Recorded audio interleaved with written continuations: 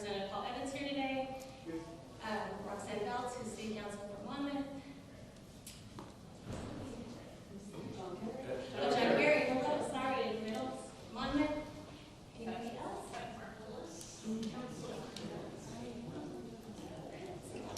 So I can see everybody. Thank you so much for coming and representing your town. We have Kathy Martin-Willis here from the Independent City Council. We also have Kate Schwartzler from the Independent City Council. I thought I saw Kate, she is. And did I miss anybody? Okay, keep going. That's good. Between the two of us, we'll bring today.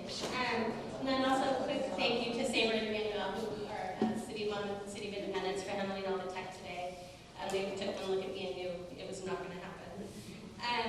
So we as people in two communities have emerged from a once-in-a-century pandemic and find more doors open than closed. We've seen our population grow in both towns, which means more opportunity and more families in the area. And we also are working on, and you'll hear about today, about some infrastructure so that we are ready for the generations to come. I'm not sure about you, but I know I am very excited to be in the new Monmouth City Hall, but also hear the mayor speak today. The strong partnership between the city leaders and our business community is definitely one of the most important ingredients to the success of both of them. Since this is the state of the cities and not the Nikki Show, we'll just jump right into the mayor's presentations today. We ask that you hold all your comments and questions until the end, and hopefully we'll have some time to do that. Mayor John McArdle, you were up first. I hardly feel like I can tell you anything new about Mayor McArdle. He's been a prominent figure in Independence and active mayor since 1998. He's a proud member of his community and very accessible to all residents when called to duty. Please welcome Mayor John McArdle.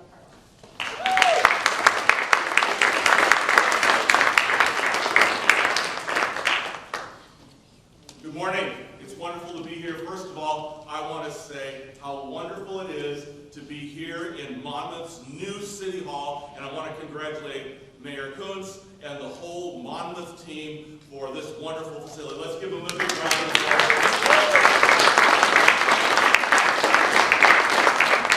I want to take a moment and thank the Chamber for organizing this, putting this together, and most important of all, the donuts. Okay, sugar, grease, and caffeine makes everything better. Is that correct? So I'm not going to talk in front of you. We're going to do a little bit of a video. We've decided to do this video so one, you don't have to hear me talk for 20 minutes and then be a talking head. It's okay to smile about that. That's all right. We also have found that this is a wonderful way to the talk has better shelf life. It goes on. Last year, the video that we did had over 500 people watching. And so that's really great, and we've used it in business development and in selling our community, and so we're real excited. So with that, I'm going to...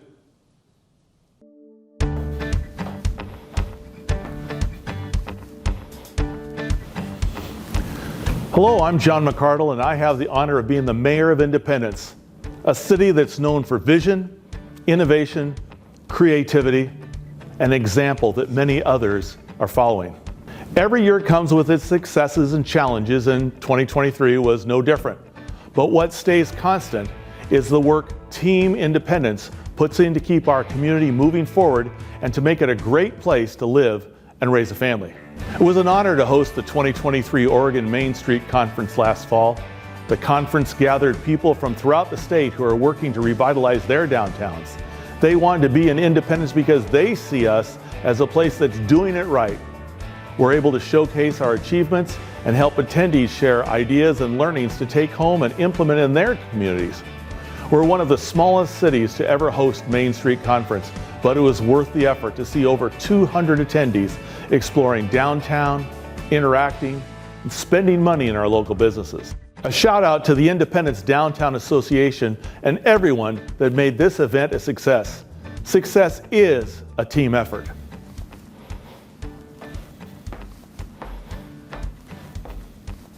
Independence has a long history of supporting local business, and we grew those efforts in 2023. It was a record year for our River's Edge Summer Series, which you already know if you're one of the almost 15,000 people who attended one of the concerts. Friday nights were hopping this summer, and it was wonderful to see so many people. Couples like Patty and I, seniors, families with kids bringing takeout in from downtown restaurants or headed to a nearby pub after the music ended. Touch a Truck made a triumphant return last year. If you have a child who likes big vehicles, make sure to bring them to Riverview Park the Saturday before Mother's Day. They'll even get to climb into a helicopter. Glow, our winter light show, also grew last year with the help of local sponsors who brought new displays, and the Ghost Walk is always a big draw. You know, February used to be a slow month for independence businesses, but our loved local scratch-its have completely changed that. Shop at any of the 19 participating businesses and you'll get one of our custom scratch-its. Everyone's a winner, and you can redeem it for a subsequent purchase. For every dollar the city invested in this program, it generates $5 additional in private spending at local businesses. It's such a fun way to support our local businesses, and we've even created an Independence Wooden Nickel program that works just the same and runs year-round. By the way, the wooden nickels, worth $5 each, make great gifts. All told, foot traffic downtown was up over 30% compared to 2019, which means we aren't just back from COVID, we're better than ever. But foot traffic alone doesn't make for strong businesses. We've also worked to help our local business strengthen their fundamentals and build new skills. Together with our partner Monmouth, we created a technical assistance program to help business owners with things like bookkeeping, logos, and web development. We also created a Marketing Monday program, which helps business owners expand their marketing skills and attract new customers. These are all examples of how we creatively use our lodging tax revenue to grow the local economy and create more jobs locally. Lodging tax money comes from people who spend the night at the hotel and is a new revenue source since the hotel opened. It lets us support our local events and businesses while taking the burden off of our general fund. It's important that we're able to reduce the burden on the general fund because we, like cities all over Oregon, are facing increased challenges as we try to fund our basic services. Measures 5 and 50 created structural limits on city revenues and forced all of us to figure out ways to do more with less. Our police department, after a long period, has all its positions filled for the first time in 7 years, but that's at 2018 levels. Most people don't realize that our property tax revenue, which is limited by measures 5 and 50, doesn't even cover all of the police budget. We work hard to braid together funding from a variety of sources to ensure that we can continue providing the high quality service that our residents want. But it doesn't always work out that way, and it's not always the way we want it to. Last year we had to make some cuts. We didn't do it lightly. We cut people. That wasn't easy, fun, or anything I want to do. We had to do it to make the budget balance, but long term, you can't cut your way to happiness. Most cities are funded to provide the basics: safe water, sewer, roads, public safety. But a vibrant community isn't just a place of safety and good utilities, it's a place where people can live, work, and raise a family and thrive together. It's about the quality of life we provide. Our parks, library, museum, and other cultural gems define the essence of who we are. They're an important part of what makes Independence a place we're proud to call home. Funding these services, however, has become increasingly challenging. Other cities are looking at fees or levies to pay for these services, and we'll have to consider those also. Fortunately, we have a long track record of doing more with less, making every dollar stretch, and delivering the services and quality of life that can make Independence an example for communities around the state. Our strategic investments, successful grants, and strong partnerships have created job and payroll growth that exceeds other communities in our region, and we've been recognized with over a dozen national, statewide, and regional awards for our work. Our collaborative mentality is critical to our ability to do more with less. I've talked a lot about the all-hands leadership meeting that grew out of the COVID pandemic. Officials representing every public entity in Independence and Monmouth still meet bi-weekly to exchange ideas and discuss how to support each other's efforts. This collaboration won a regional award from the Mid-Valley Council of Governments, which I think has led to other successful partnerships. The City of Monmouth and Chariots have been incredible partners as together we've rolled out My Trolley. And I want to thank Representative Evans and Senator Patterson for securing the funding that allowed us to test a new form of rural transit. With over 100,000 riders since its launch in April, the trolley is an incredible success.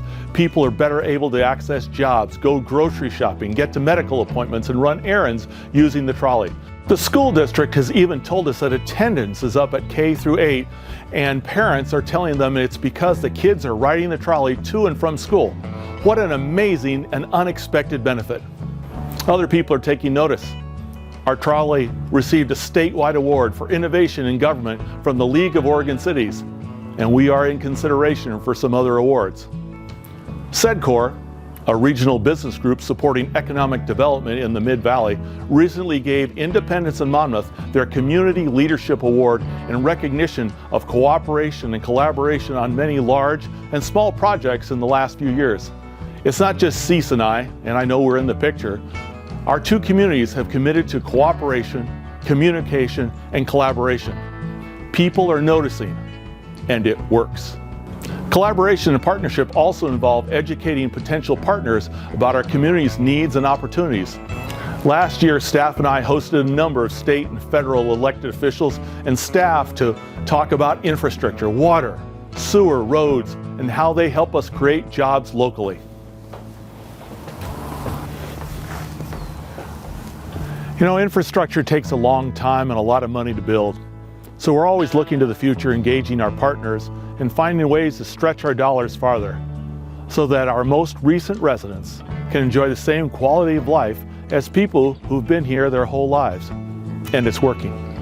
We've been awarded a $4 million grant from the Federal Economic Development Administration and another $1 million from Business Oregon to help fund improvements at our wastewater treatment plant, which is currently at capacity and out of compliance with DEQ.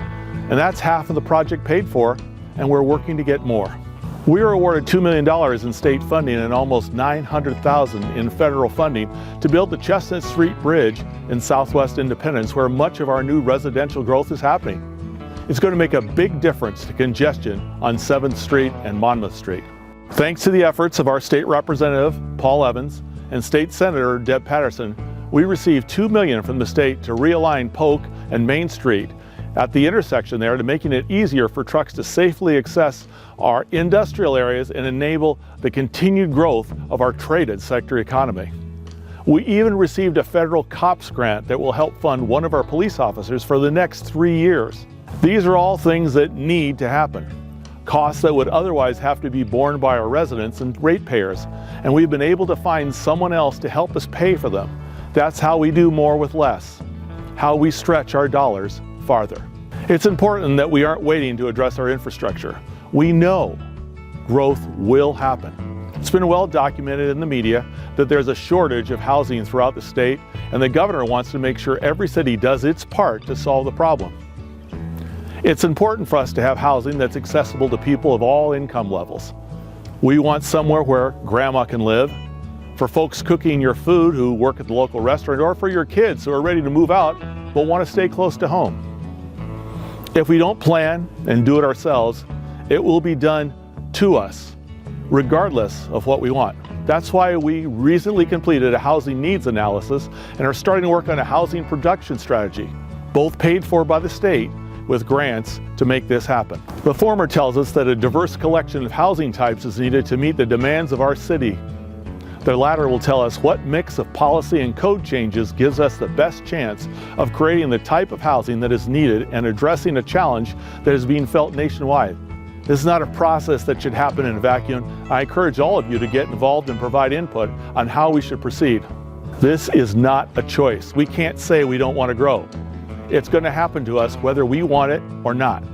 So we're taking control of our destiny by using our 2040 vision plan to help us grow in a way that directs and is designed by our community. More than 2,000 people participated in the 2040 plan. We're using that plan to guide us forward. Other cities wish they had a community this involved and a long-term plan to guide them forward.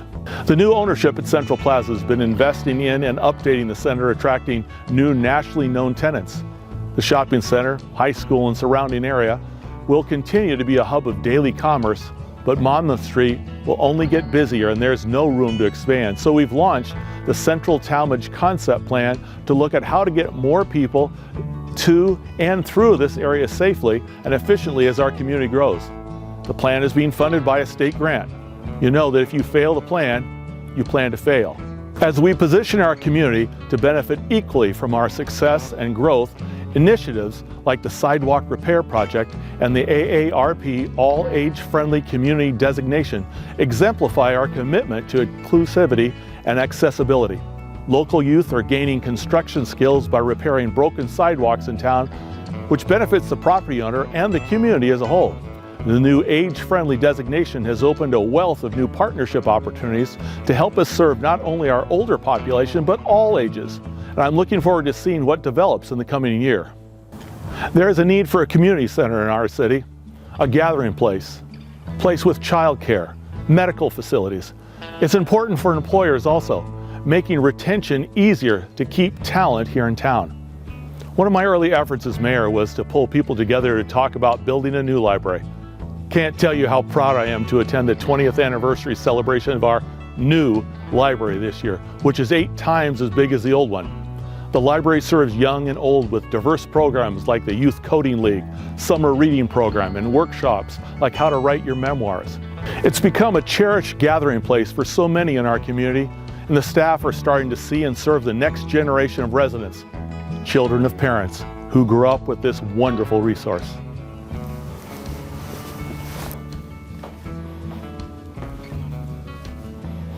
You know, transparency is an important part of being an accessible local government, and we've prioritized keeping our community informed through a new communications plan and a staff person. I'm thrilled with the results so far. If you want to know what's happening in Independence, or better understand a project or a policy challenge, look at our new website, or social media channels, or YouTube page for a variety of informative text and video content. Last year alone, we reached over 2 million people across all our channels. You can also sign up for our bi-weekly e-newsletters, which go out to over 2,000 people and has an open rate significantly better than industry standards. We've also created a quarterly e-newsletter for businesses to keep them informed about all our assistance programs, upcoming events, and promotional opportunities. If you're a business owner and want to make sure you don't miss anything, go to our website and sign up. You all know I'm a pretty positive guy, and I want to acknowledge that things don't always go our way. The relocation of Marquis Spa Manufacturing Division was a blow, even though we retained many of the marketing, R&D, and management positions here in town. We worked closely with the company and the state to implement a rapid response team which brought programs and job fairs to the site to ensure that employees affected by the layoff would land on their feet. While things don't always go our way, people see the investments being made, large and small. Businesses see to it and want to be there. When the Western Interlock people met the city staff for the first time, they said, "We've been watching what's been happening in Independence for the last 10, 12, 15 years, and we want to be part of it." Now they're bringing a $25 million investment and 30 jobs to our community.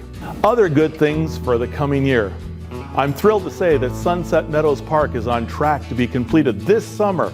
With the help of a state grant, we'll be installing a nature play equipment and seating so families in the newer neighborhood can have a place to burn off that energy. Pacific Power is providing the trees for the park thanks to a $3,500 gift. Now they're going to go in the fall because that's the best time to plant trees according to the master gardeners. The intersection of Hoffman and Gun Club will see traffic and pedestrian upgrades this summer in time for the start of next year's school. Today I'd like to honor the Ella Curran Food Bank for their 45 years of dedication, an all-volunteer, all-donated food organization. People select their own food in a friendly, easy-to-access manner. Many of us have donated, volunteered, or know people who've received food at the Ella Curran Food Bank. In 2023, there are more than 10,000 family visits to the food bank, a wonderful resource for our community. You can learn more about the Ella Curran Food Bank at the new interactive display at the Independence Heritage Museum. It's worth taking a look at. I continue to remain optimistic about the future of Independence. Our best days are still ahead of us, and together we'll continue to overcome challenges and build upon our successes for a community that we are all proud to be part of. One of my favorite quotes seems appropriate right here. If the mind can conceive it and the heart can believe it, we can achieve it. Thank you, Independents, for living up to our motto that Oregon's story begins here.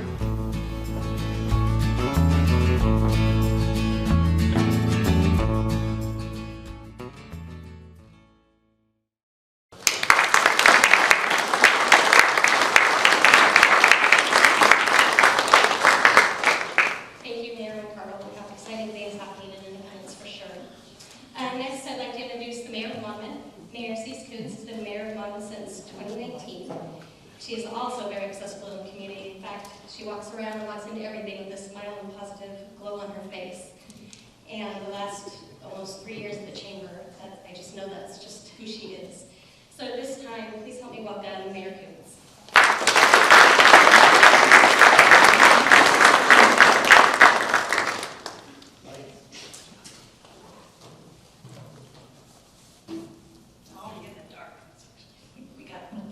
Hi, everyone.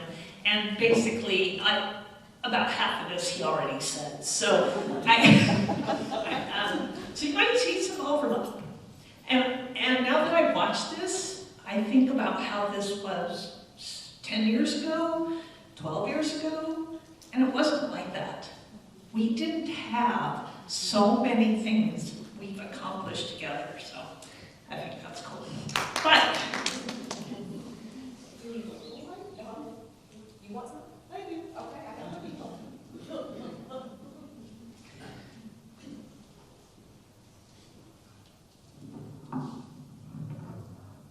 okay, that helps. We're just getting our tech.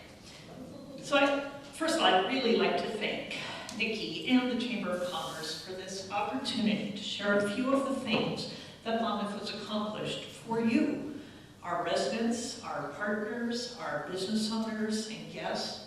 This has been an amazing year, and again, a lot of challenges, but we're here. And I think it's interesting that cities get a lot of blame for things they have no control over. But we also maybe get credit for things we couldn't really do without strong partnerships. And I want to acknowledge those today. We also have to do a lot of planning, and in Monmouth, that planning begins each year with the City Council and the city's senior leadership setting our goals for the coming 1 to 3 years. The city manager uses that planning to establish staff priorities and set out budgets. Believe me, it's really easy for elected officials to come up with a lot of great ideas that are not very realistic, because our staff has all kinds of things they're already doing. They are managing day-to-day operations, they're dealing with new regulations, and dealing with emergent situations. Working together with department heads, I'd like to talk about the 6 goals that have been guiding the council's work since 2023. One of the hardest things to ask taxpayers for is money to maintain the buildings that house public operations. Prior investments in our police department, public works, power and light, and the expansion of our senior and community center have created safe, accessible buildings both for staff and the public. Our nearly 30-year-old library is our oldest original facility in Monmouth. But clearly, the focus this year has been on completing this beautiful building we're in. As we settle in, we are keeping our new assistant city manager, Kevin Perkins, busy with all of the finishing touches, while we dream and a grand design for ways to use this space to reflect the people and the stories of Monmouth. So if it's your first time here, welcome to our City Hall.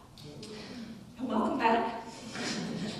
Increasing engagement. So that's been a goal of Monmouth, I'm guessing every city council, for years. It's often a struggle to get new voices, new ideas, and new volunteers to join the people who already support the city. But to be successful, we need to hear from as many people in our community as possible.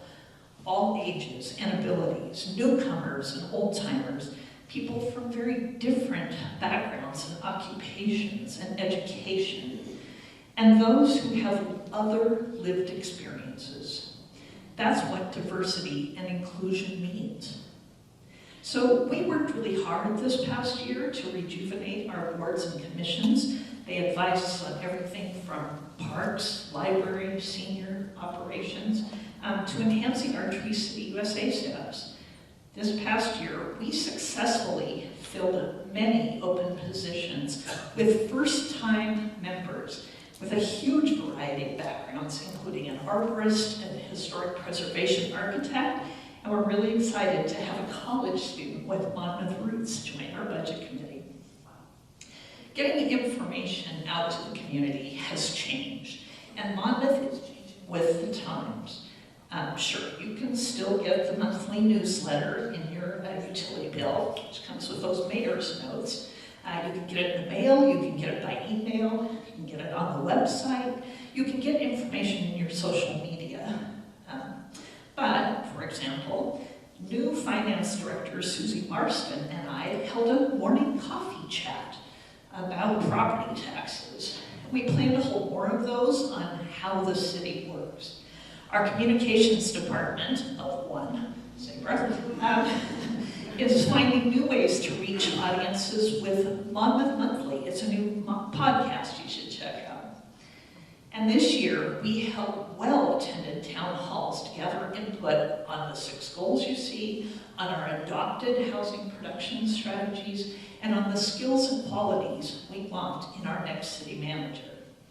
And here's a fun fact. When we hosted the dedication of this building in November, the Swinnerton construction manager told his bosses to expect a packed house. And they scoffed. They were like, "Who comes to these things?" And we showed them. The city co-hosted, you heard a little bit about this with Western Oregon University, a statewide gathering on AARP, age-friendly cities, as both Monmouth and Independence work towards that designation. That will ensure that we are working to make everything in our community, including public forums, accessible to people of different ages and abilities.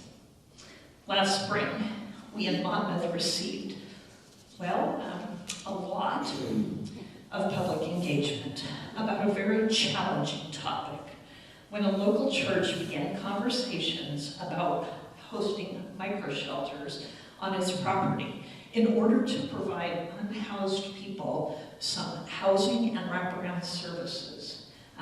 Those people were identified as already living in Polk County. Council and staff responded to dozens of emails, calls, and visits. We were approached in grocery stores, at school events, and in hair salons. We spent a Saturday in a listening session, allowing residents to share their perspective on this difficult topic.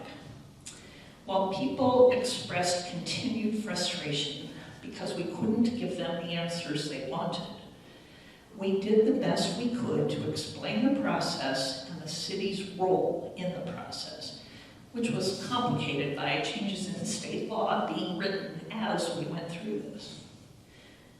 I'm not going to lie, it was hard to have longtime friends and colleagues accuse you of not caring or not hearing them as you were spending hours and hours doing both. I want people to know that this council believes deeply in our neighbors having full access to the decision-making process of running the city, and feels that even these difficult public conversations are welcomed as a way to really build our community. And speaking of housing, increasing access to housing, as you heard from Mayor McArdle, is a goal that the state has, and of course our city, our council staff, and volunteer planning commission spent a lot of time on in 2023.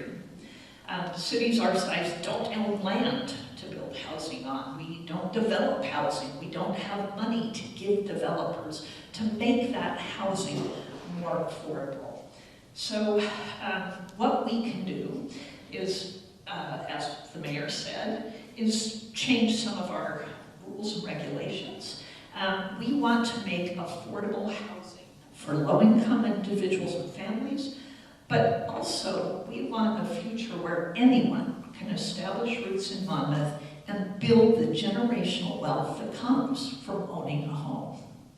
So we completed a 3-year project to update the zoning ordinance and remove barriers to development. Anyone on the planning commission or council, these marked up changes of a, how many 300-page document, that's why it takes 3 years to go through that. But what this should do is result in more types of housing in Monmouth, specifically by making it easier to build smaller or more compact dwellings, and really reducing the number of things that require intensive review. Anything that saves builders time saves money. So finally, thanks to assistant planner Carter Craig, Monmouth now has a complete guide to assist homeowners who would like to build an accessory dwelling unit on their residential property, adding affordable rental stock, or maybe independent living for family members. The guide answers all the questions you might have, so I suggest you check it out on our website. With our own electric utility, the City of Monmouth has a unique burden and a unique opportunity to encourage residents and businesses to consider changing our habits that can negatively affect our environment. And while we can't save the world, there are small things we can do to model the way. For example, in the Pacific Northwest, we have long benefited from clean, cheap, and plentiful hydropower to generate electricity. And Monmouth Power and Light has done a tremendous job over the years of keeping rates reasonable, including some years with actual rate reductions. But as that hydropower resource is restricted, we have a responsibility to look at new sources of energy. With our new hire of Wade Carey to run the department, we gained the capacity and experience to make solar power more available and cost-effective for residents. So more to come on that. And thanks to our partner, Josh Brandt of Brandt Sanitary, Monmouth and Independence residents can now dispose of food waste in yard debris bins and have a secure way to dispose of old electronics right here in the community. Every bit helps. In some cities, economic development includes things like expanding industrial land, luring a data center, or bringing in an airline to the local airport. We focus on activities that support our small businesses, which include tourism and events, such as history and mystery, making spirits bright, Halloween spooktacular, summer music in the park, Destination Monmouth, and last year's inaugural Peacock Festival. For Historic Preservation Month, for example, local experts led a guided walking tour of our downtown to give new appreciation for the physical assets that make our community desirable. Other organizations and clubs sponsor celebrations honoring the history of our diverse populations with events for currently Black History Month, Asian American Pacific Islander Month, Pride Month, and Hispanic Heritage Month. One of the region's important economic drivers, of course, is Western Oregon University. Scores of former students continue to contribute to making our city thrive and carrying the message of their time in Monmouth around the state and country. The Welcome to Monmouth celebration is just one way that we show community appreciation for WU students and introduce them to the services and businesses here. We all know that a vibrant downtown is a huge asset in any city, and we are so pleased we have been able to bring in a new Main Street coordinator, Laura Scully, who facilitated the development of a logo specific to historic downtown Monmouth. It was designed by a graphics student at Western Oregon.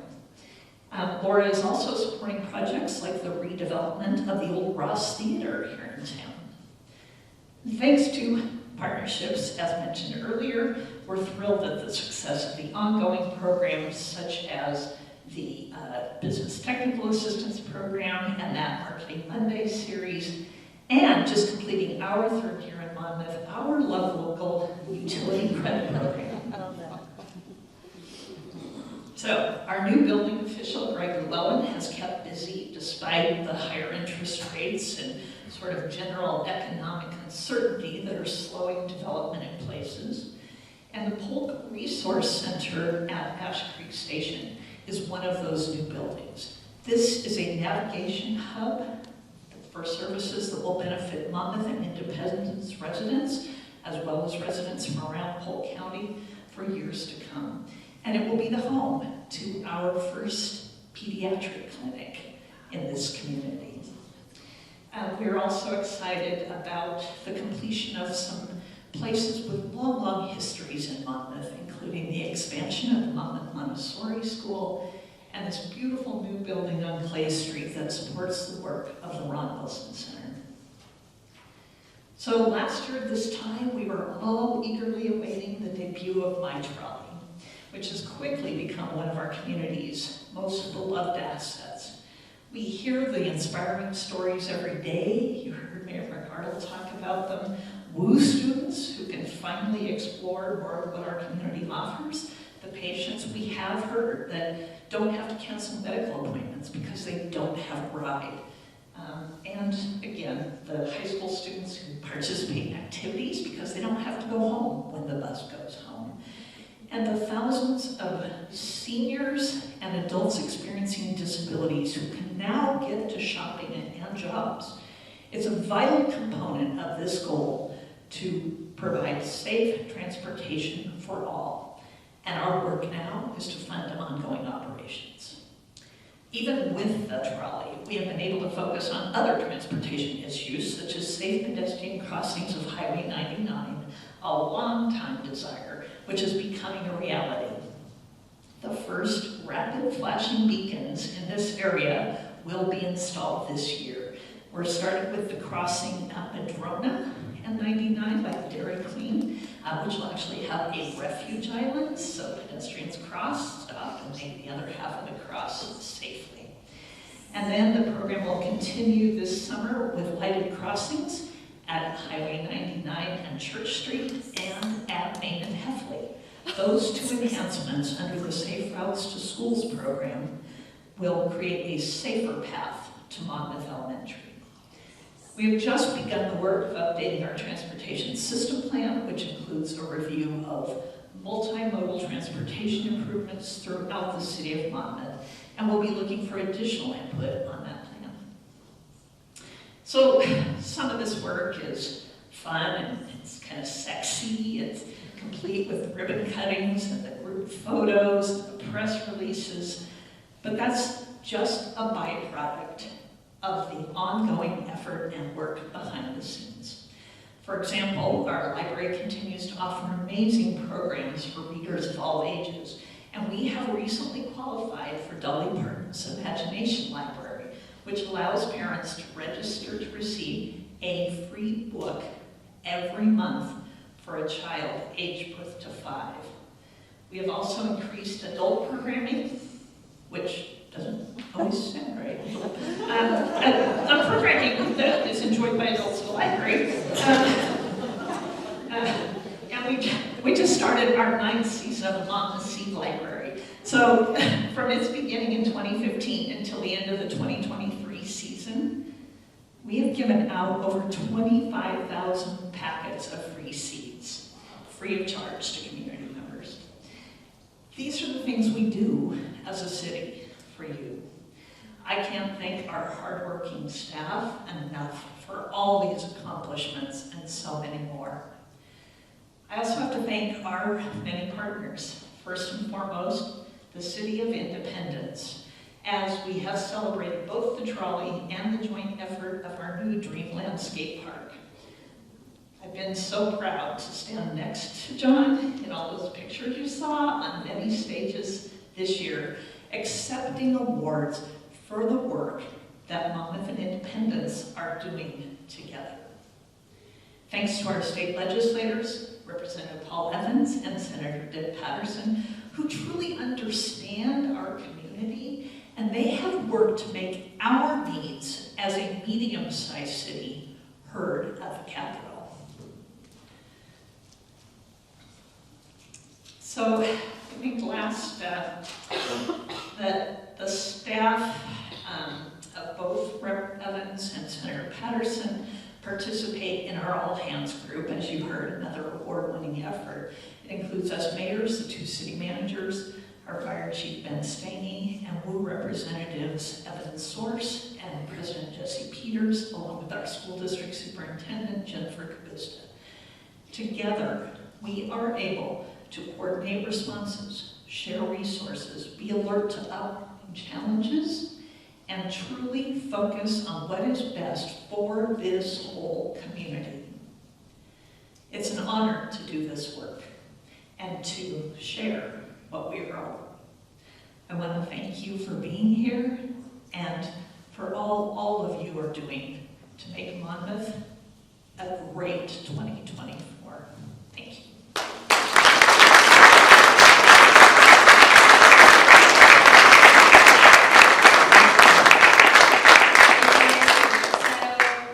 Mayor McArdle, if you'd like to come back up and maybe we'll see if anybody has some questions for you guys before everybody heads out. Okay. Donuts, there's more donuts. Please eat the donuts. Yes. And tours, are we doing tours? We do tours? Anybody who wants to see? Let's wait for this. All right, does anybody have a question today? Go ahead and just raise your hand or stand up. Oh, come on. Okay, I have a question for Mayor McArdle about, do you know how much revenue is generated by the Independence Hotel? I'm gonna look for, where's Sean Irvine? Sean, hey, go, approximately. In terms of lodging tax, around 300,000 is what we That's got about right. this year. That's what I remember. Thank you. Please. So with the trolleys, we have 3 of them right now, and we've seen this huge success. I mean, that is, when I'm following it through town, it's always full, there's always kids and adults getting on top of it. I love seeing the college students get on it here and follow them all the way over to, Ash Creek or down to Grocery Outlet. So is there a plan to add more trolleys? That's been a question in the community. So a question about, is there a plan to add more trolleys? Well, we had a special grant to fund the purchase of the trolleys we have and the operation through the next year or so. So really it's a matter of finding the funding, and we have to figure out how to continue to operate them before we add them.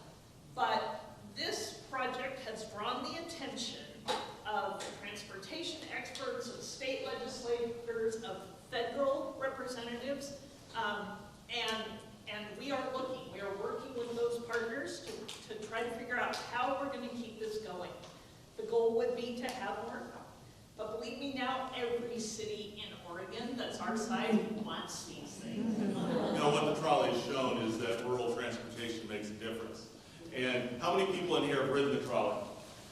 That's good. For those of you who don't have your hand up, I expect you to be doing it by the end of the week. We know where you live. But let's talk about this for a second. Because all of a sudden, I'm a volunteer with the food bank, amongst other things, and I get a chance to visit with the managers and the owners of grocery stores. They talk about the people who are riding the trolley to get to grocery stores. Salem Health has noticed a huge increase in the number of people who are getting to appointments and to getting appointments on time. We've always heard a little bit about students moving back and forth.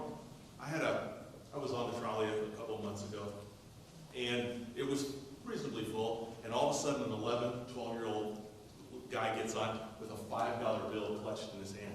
His mom had sent him on an errand. And he sat next to me, and I got to hear all about where he was going to places. What we're looking at is that now that we're in age-friendly communities working together, there's opportunities because seniors ride the trolley. We're looking at those people going to medical appointments. Can the federal government or other funders help through Medicare and otherwise. So we're looking at a variety of different ways. Because this is so successful, other people are going, wow, this is a pilot, can other places do it? And they recognize the importance of what it is. So the trolley is a huge success, not just for here, but for around the state. Thank you, Paul. Yes, thank you, Paul. Let's give Paul.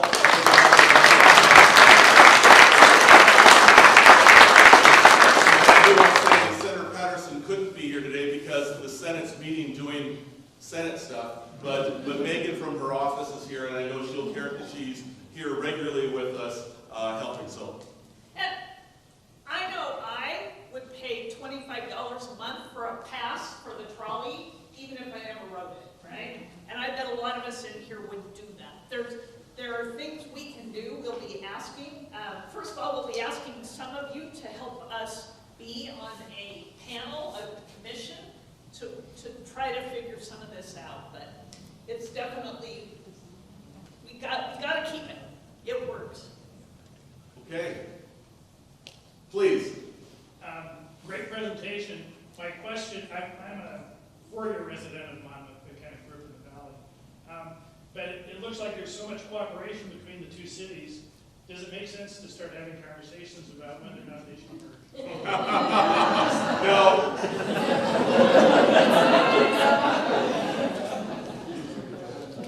It has been a conversation in the past. What cities will tell you that have done this, it doesn't save money for one thing necessarily, but we'll talk. We each had our own fire department, and now we gave that up. So plan to support our Polk Fire One because they took that from us. But we do. Our libraries, including the Library of Western, belong to a joint regional cooperative that do everything together. And so, yeah. I want to say that we have, I've talked about our all hands group, and Superintendent Koontz is here, as Ben is from the fire district and our legislature. One of the things that it's about a commitment to working together. When COVID started, none of us could deal with all the issues in front of us. So the 2 city managers, 2 mayors, president of Western Oregon University, school district, SEDCOR, fire district, our 2 legislators. We started meeting regularly, working together. And I got to tell you, other places around, I'm the past president of the Mayor's Association. When you talk to other mayors, they haven't talked to their school superintendents in years, and we work together on doing a lot of things. And when crunch time comes, we're all there for each other. And it really makes a difference. It speeds things up because we're all working together. It's really helped us with the legislature. It's really helped us with the federal government. It's helped us with the counties on so many reasons, and it's an attitude. The most important thing here is it's an attitude, and you have to have partners willing to work together for the mutual benefit of the community.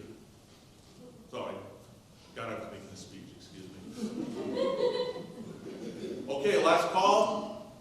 Back to you, and then it's off to donuts. All right, yes, please eat the donuts.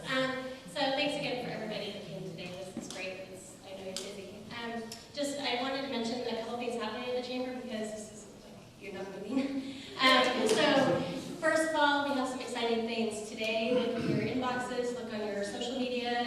We will be releasing the nomination form for our community awards, which is coming up. And so you'll be very excited to see that. And then also check out our phone app. It's MI Chamber, available both in your Apple Store and your Android store. And then lastly, thanks to the Friends of the Visitor Center, we now have artists. They are being assigned to my net utility boxes. Starting out, as soon as we get 2 weeks of nice weather, you're going to see artists out there painting those boxes, and we'll have public art. And just another reason to ride the trolley, because the first boxes will be on the trolley route. So be watching for that. We're super excited. And with that, have a great day. Be safe, stay dry, and thanks. We'll do this again next year.